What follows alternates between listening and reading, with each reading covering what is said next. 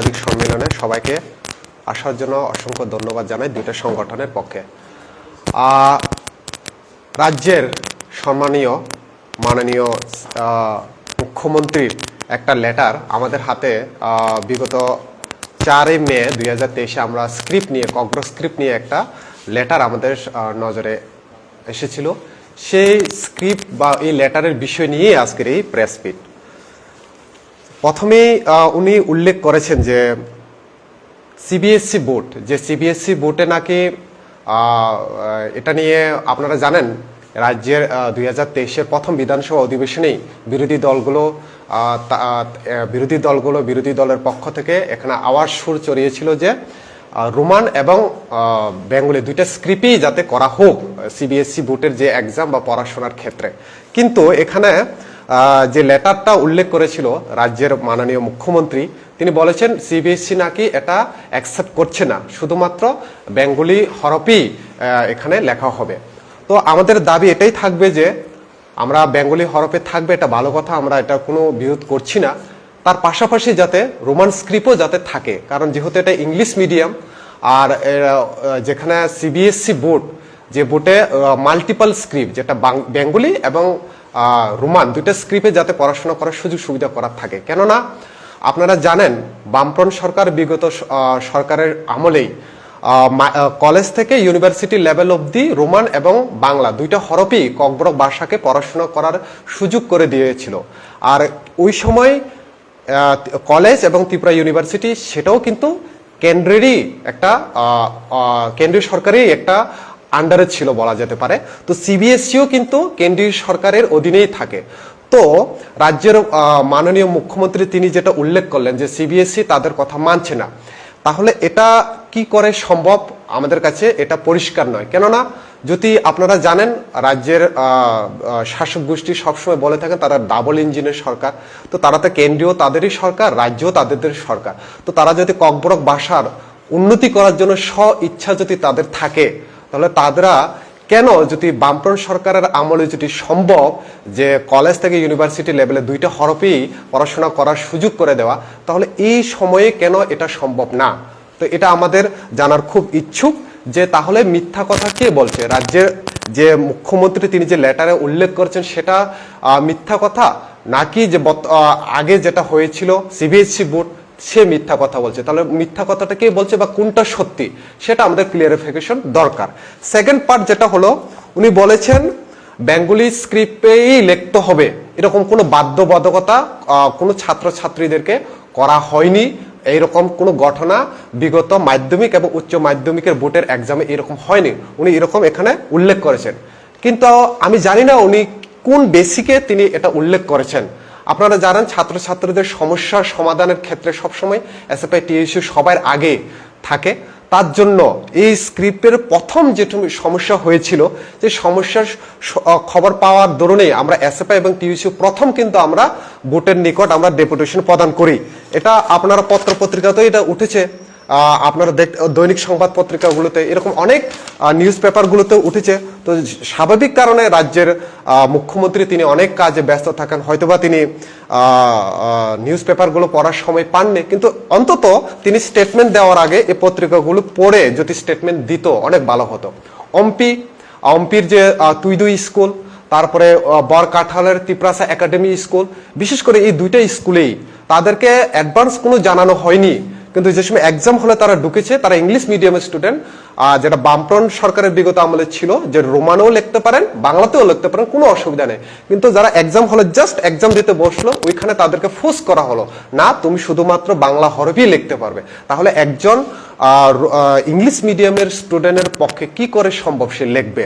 তিনি এভাবে এখানে উল্লেখ করতে চেয়েছেন। যেটা আমরা বলবো, যেটা তিনি যে কথাটা বলেছেন, যে লেটারটা তিনি উল্লেখ করেছেন যে এটা এরকম কোনো ঘটনা ঘটেনি, সম্পূর্ণ এটা ভিত্তিহীন। কারণ এর বিরুদ্ধে আমরা এসএফআই টিএসইউ সর্বপ্রথম এরকম স্ক্রিপ্ট নিয়ে যে আন্দোলন ছাত্রছাত্রীদেরকে ভোটে যে বাধ্যবাধকতা করা হয়েছিল, এর বিরুদ্ধেই কিন্তু আমরা ডেপুটেশন প্রদান করেছিলাম।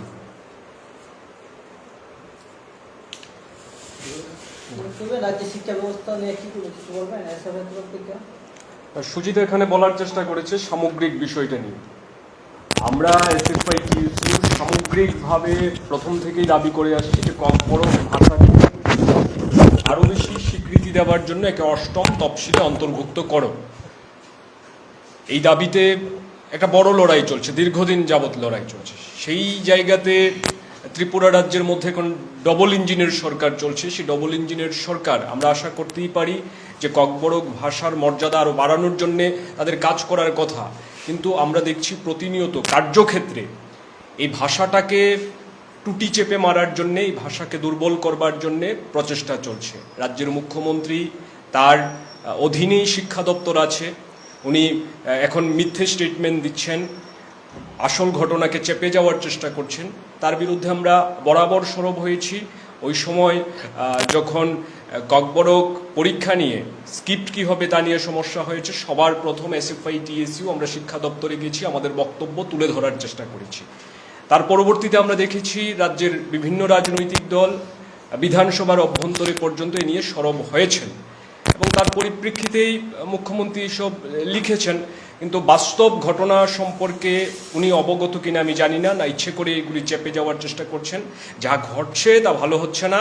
এই রাজ্যের উপজাতি সমাজের যদি সার্বিক বিকাশ ঘটাতে হয় তাহলে তাদের ভাষা, তাদের সংস্কৃতিকে বাদ দিয়ে কখনোই তা সম্ভব নয়। বামফ্রন্ট সরকার আসার পর ককবরক ভাষাকে সরকারি ভাষা হিসেবে স্বীকৃতি দেওয়া হয়েছিল এবং তারপর ধারাবাহিকভাবে চেষ্টা করা হয়েছে। আজকে আমরা দেখছি বিজেপি সরকারের আমলে এই ভাষার উপর আবার আক্রমণ সংঘটিত হচ্ছে। এই ভাষাকে পেছনের দিকে নিয়ে যাওয়ার জন্য চেষ্টা চলছে। তার বিরুদ্ধে এসএফআই-টিএসইউ এবং অন্যান্য গণতান্ত্রিক সংগঠন লড়াই আছে। আরও বড় লড়াই যদি তৈরি করতে হয় তার জন্য আমাদের প্রস্তুতি নিতে হবে। আমরা সেটা ভেবে দেখার জন্যে আমরা আমাদের সাংগঠনিক স্তরে আলোচনা করব এবং পরবর্তী কর্মসূচি কী হবে সেটা আমরা ঠিক করব। আরেকটা বিষয় যে আপনারা ইদানিং আরেকটা বিষয় যেটা এটা অন্য একটা বিষয়, সেটা হলো অমরপুরের বৈশাখী মেলা যে প্রতি বছর অনুষ্ঠিত হয়, সেখানে বৈশাখী মেলা দেখতে গিয়ে আমাদের ট্রাইবাল কমিউনিটির রিয়াং সম্প্রদায়ের দুজন একদম স্বাবলম্বী বলা যায়, তারা মেলা দেখতে গিয়েছিল। কিন্তু তাকে যেভাবে গণধর্ষণ 10 জন মিলে যেভাবে গণধর্ষণ করেছিল, এখন তো অপরাধীদেরকে তো ধরা তো দূরের কথা, এখন এই বিষয়টা নিয়ে এমন একটা কমিউনিয়াল সৃষ্টি হয়ে রয়েছে অমরপুর দিকে। জমাতিয়া এবং রিয়াং দুইটা কমিউনিটির ভিতরে এখন একটা সাম্প্রদায়িক উস্কানিমূলক বাতাবরণ চলছে।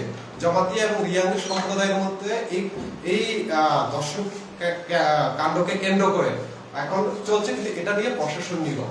এটা যদি আমাদের দুইটা, যেহেতু আমরা ছাত্র সংগঠন, ওই দুজনে যেহেতু ছাত্রী, আমাদের দুইটা সংগঠনের পক্ষ থেকে এটা আমরা ঘোর বিরোধিতা জানাচ্ছি যে প্রশাসন কোথায় যারা তোমার রেপিস্টদেরকে ধরবে, এরকম না ধরে, যারা দর্শক তাদেরকে না ধরে, এখন এখানে দেখা যাচ্ছে রিয়াং এবং জমাতিয়ার ভিতরে যে সাম্প্রদায়িক সৃষ্টি হচ্ছে, একটা ভেদাভেদ সৃষ্টি হয়ে যাচ্ছে, এটাকে না থামিয়ে সেটা এখন প্রশাসন টোটালি ভাবে নীরব। প্রতিনিয়ত এটা র্যাপ হচ্ছে। আমরা জানি, একটু বলছি, যেটা বিগত দিনে আমরা আন্দোলনের গঠন নিয়ে আমরা প্রেস মিট করেছিলাম যে আমাদের এমএলএ মিনিস্টাররা একটা কুকুর, একটা পশু যদি মারা যান ফেসবুকে পোস্ট করেন, কত দরদি দেখান, কিন্তু মানুষ যখন মনুষ্যত্ব হারিয়ে যখন এই পথে চলে যান, তাদের জন্য একটু মাত্র তাদের দর বিরতি নাই। তাহলে কি মানুষ কি পশুর থেকেও কি মানুষের মূল্য নেই এই রাজ্যে? এটা আমাদের প্রশ্ন। কারণ আজকে যদি এটা হিন্দু হতো, এটা যদি আজকে মুসলিম হতো, আর যদি এখানে যদি বাঙালি ট্রাইবাল হতো, এখানে একটা রাজনৈতিক ফায়দা ওঠার জন্য চেষ্টা করতো। কিন্তু আজকে দেখা যাচ্ছে প্রশাসনিক টোটালি ভাবে নীরব। এইভাবে ছাত্র ছাত্রীদের উপরে যে দর্শন, বিশেষ করে অমরপুর কাণ্ড, যে কাণ্ডে এখন টোটালি ভাবে জমাতি এবং রিয়াং সম্প্রদায়ের যে দাঙ্গা চেষ্টা হচ্ছে, সেটা যাতে অন্তত প্রশাসন সঠিক দৃষ্টিতে দেখুক, আমাদের দুইটা ছাত্র সংগঠনের পক্ষ থেকে ঘোর আবেদন আমরা জানাই।